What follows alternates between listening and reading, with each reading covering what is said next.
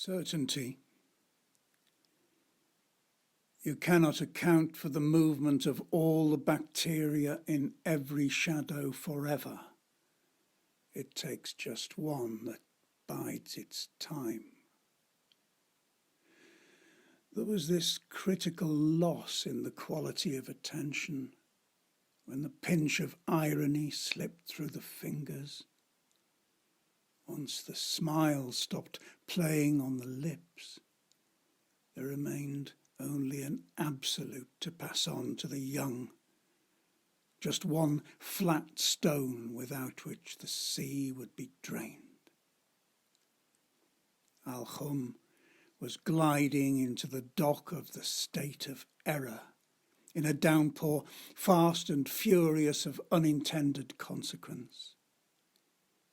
Thought to be decayed from lack of use, the organ of surveillance took on its own life and those of others. None of the positives of careless abandon apply here. Al-Khum was the place on earth where life skills were supposed to run deepest, where fools were thin on the ground and the detection of bullshit and self-interest was at its most refined, where cures lay at your feet like diamonds to be chosen or infections to be farmed. Al-Khumians discovered in the eyes of others that the way they lived was the object of desire. At first they were uncertain whether this was flattery or distorted by mirrors, but disproportionate power made its bed with vanity and lay in it with clouded vision. There was a flight of steps, whether leading up or down no one could tell. This policy was embarked on. They needed children with dark-rimmed eyes and ill-fitting trainers to bring out the best in theirs who showed signs of indifference and etiolation. It was thought through a decline in the incidence of clutching hands from below. They imported little bony refugees with a business sense beyond their years who had seen their relatives gunned down. This was the attraction of the client state. On the horizon they could see the dust of its coming. With the new children came parents in traumatized postures. The domestic and industrial cleaners of the world, bred to be peasant farmers, but as ever both more knowing and more innocent than those they cleaned up after,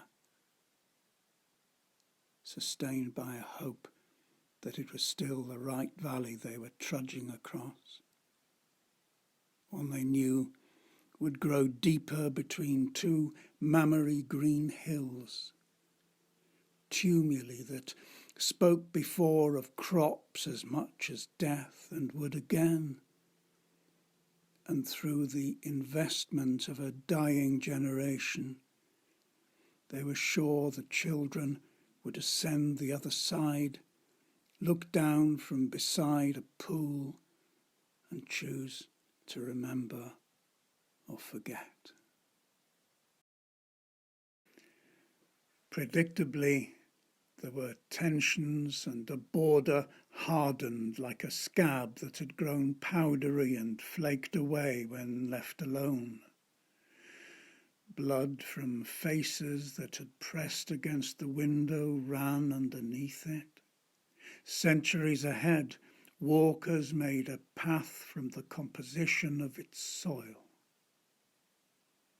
The building of frontiers stimulated the economy with all the things that feed prickly exteriors and the fear of subversion that sustains them. There was opportunity for border guards and designers and cutters of uniforms, manufacturers of nightsticks, infrared cameras and sewing machines, creating more demand for the flexibility of migrants, more of the debilitating frisson of threat and the ancient desire for police. All around, with the force of a theorem, as the fear of resentment grew, so did resentment itself, thought to be mitigated in the client states by the value of currency from those who had left, but reinforced in truth, every banknote given a twisted face. How does the positive shift come? The collective sigh that says a decisive enough as ever more darkness approaches, piling on tense mouths, experts' thought regressively less generously set. To put forth green shoots from within an outwardly functioning regime that demeans the majority is an inexplicable gift. There's a moment of critical force in the ground that provokes an avalanche or an earthquake, or the tyranny caused by one educated person too many who opened his mouth at the wrong time. This one came from the collision of tolerance with deep-veined self-interest. It was the final grain that dropped on an accumulation of weariness, the floater in every process that puts progress in reverse or full ahead, that discovers the energy in the rest. It was triggered by having it up to here with being told that to be generous was to be weak. The hope now was to rediscover the Alchumians' legendary gift for analysis, for spotting smooth transitions, sand in the machine and remote light. Rather than strengthen the border as the early migrants who would have slammed it shut behind them demanded, the belief grew in removal of the need in the client states to uproot.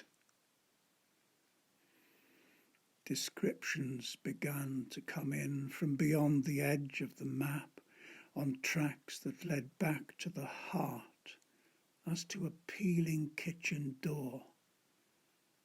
Beside them, the occasional abandoned culture, the invisible counterpart of rusted tanks in the fields and the unvalued faces that lay behind them. From these traces they began to acknowledge the loss that came with accumulation,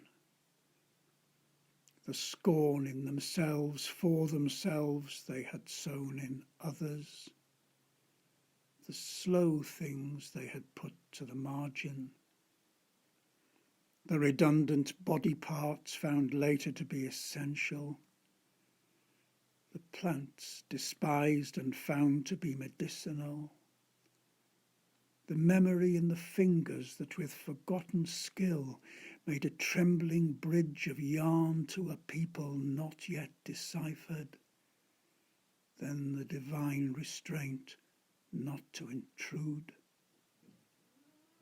Outside the ramparts of their own achievement that had made them passive and defensive, the capacity to listen with generosity, that there is no way back.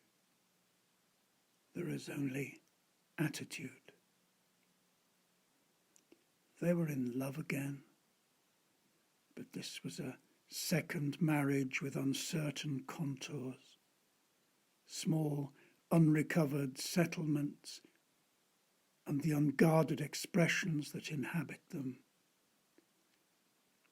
they would spend a portion of each day searching the lines in others' faces, watching for the clouded eyes of foreigners to clear.